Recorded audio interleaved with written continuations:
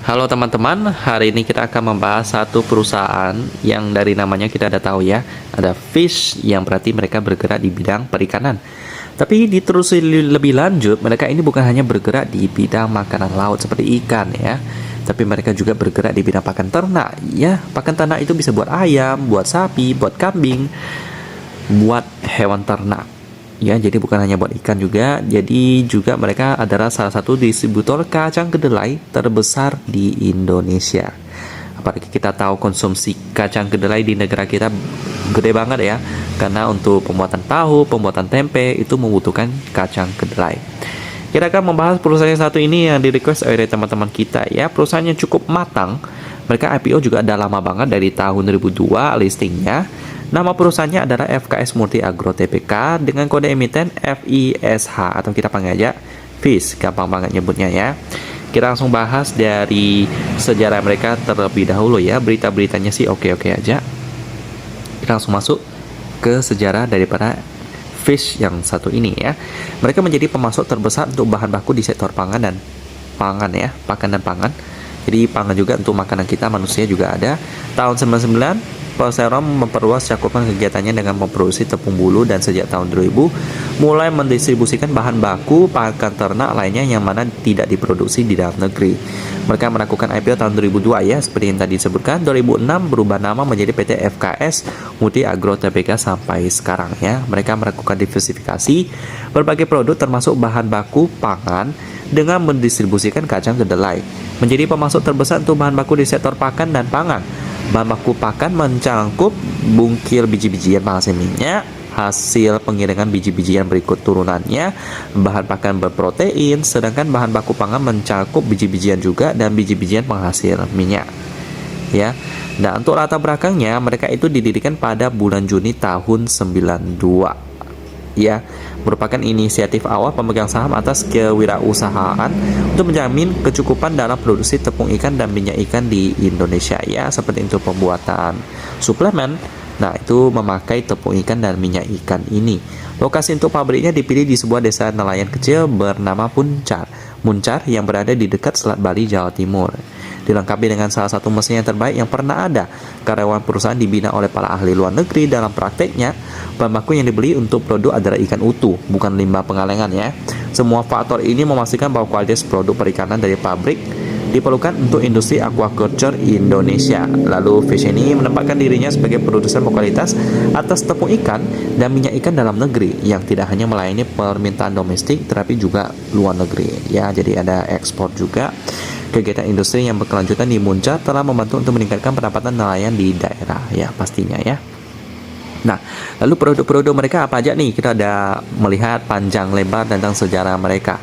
Kita akan melihat sekilas tentang produk-produk mereka ya. Ini adalah kacang kedelai. Nah, ada kacang kedelai yang mereka distribusikan ya, yang bergerak di sektor makanan. Nah, ini biasanya bahan baku untuk pembuatan tahu dan tempe yang tinggi protein ya. Lalu ada juga feed ingredients untuk pangan maupun pakan. Nah, jadi tujuan utama ketika merumuskan pakan ternak adalah menggabungkan bahan baku pakan yang berbeda untuk memenuhi kebutuhan energi dan protein hewan ya. Jadi nggak sembarangan makan nih hewan nih ya, mirip dengan kita juga harus mencukupi gizi-gizi kita ya, energi dan protein.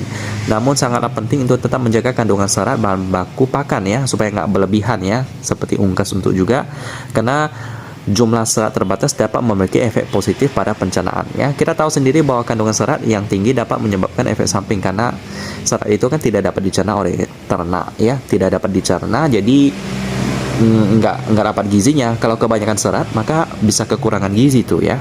Tapi juga jangan terlalu kekurangan serat, nanti susah untuk BAB-nya juga. Bahan baku pakan yang dapat digunakan secara langsung dalam formulasi pakan disebut bahan pakan primer, seperti biji-bijian sereal. Bahan baku pakan yang memerlukan beberapa langkah pengolahan sebelum dimasukkan dalam formulasi pakan disebut olah produk bahan pakan. Beberapa diantaranya adalah bungkil kacang kedelai, dedak gandum, bungkil jagung, dan tepung ikan. Lalu selanjutnya produk mereka ada biji-bijian ya, ini untuk bahan pakan atau bahan pangan pun bisa ya. Lalu produk hasil penggilingan biji-bijian, produk biji-bijian penghasil minyak, lalu ada produk hasil industri perikanan, produk hewan sebagai berikut. Nah, lalu yang terakhir mereka juga bergerak di bidang logistik. Nah, jadi mereka melalui entitas anaknya ya, FKS Logistik yang merupakan grup entitas anak daripada FIS yang mendukung kegiatan usaha perusahaan dalam rangka memperkuat rantai pasokan dan meningkatkan kualitas jasa dan produk. Ya, untuk kapasitasnya kita bisa lihat di bawah ya. Jadi mereka ini ada bergerak di bidang logistik dan juga bongkar muat juga ada.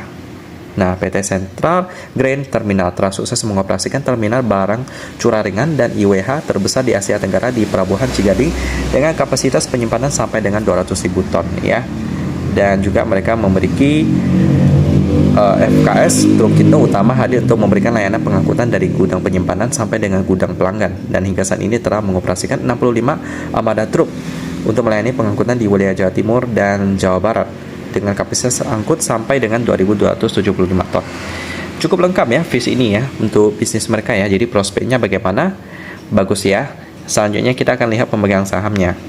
Ini harga IPO-nya 125 loh, tapi sekarang harga sahamnya udah 7.550 ya. Gila ya, peningkatannya luar biasa sekali. Kita lihat di sini untuk porsi FKS Corporindo Indonesia memegang 79,06%. Lalu porsi masyarakatnya 10,52%. Ini sih aman. Ya. Untuk berita tentang pengendalinya juga oke-oke aja sih. Mereka mau bagi dividen ya. Udah bagi dividen sebesar Rp280 per lembar saham pada bulan Mei 2022. Selanjutnya kita akan lihat laporan keuangannya bagaimana. Nah, ini dia. Kita download dulu yang Fish punya. Untuk sekarang sih masih baru update di kuartal kedua sih. Jadi kuartal ketiga masih belum ada juga. Bentar, ini agak sulit ya. Fish, kita tekan dan udah, kita lihat yang kuartal kedua punya. Baik, ini dia. Lalu kita download. Ini dia. Kita coba bandingkan. Untuk mata uang pelaporannya dia dalam bentuk dolar. Kurs konversi 14 ribuan ya. Karena ini kuartal kedua jadi kursnya agak beda. Jadi dan juga untuk pembulatannya satuan. Jadi kita kalikan 14.000. Untuk laba rugi untuk entitas induk sebesar 18 juta US dollar ya.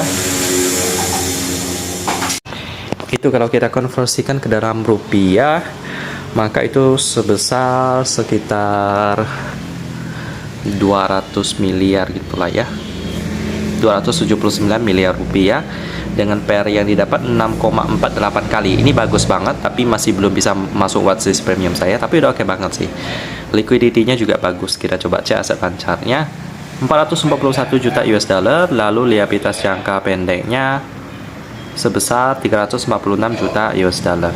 Kalau kita bandingkan sih masih lebih gede aset lancar ya, bagus ya. Selanjutnya kita lihat untuk turnover hariannya pada sesi pertama hari ini 9,75 juta rupiah. Wow, sepi banget ya. Untuk mungkin karena posisi publiknya baru 10%. Kalau untuk valuasi perusahaan sih market cap-nya sih gede ya, 3 triliunan ya. Jadi karena itu dia lumayan sepi sih. Tapi kalau mau masuk ke Fish ini oke banget sih. Mereka juga sangat rajin bagi dividen ya. Tiap tahun mereka bisa bagikan. Untuk tahun ini udah dibagikan sih. Jadi boleh aja diversifikasi ke Fish ini. Dan kalau mau referensi lain yang bergerak di bidang ya makanan laut dan juga logistik, ada SMBR dan juga ada PMMP juga ya. Nah, jadi silahkan dipilih. Diversifikasi ketiga-tiganya juga oke banget sih. Jangan lupa untuk memakai uang dingin. Jadi gitu aja pembahasan tentang Fish yang bergerak di bidang pakan dan juga pangan yang sangat kuat dari sisi fundamental. Saya tutup dan kita ketemu lagi di video selanjutnya.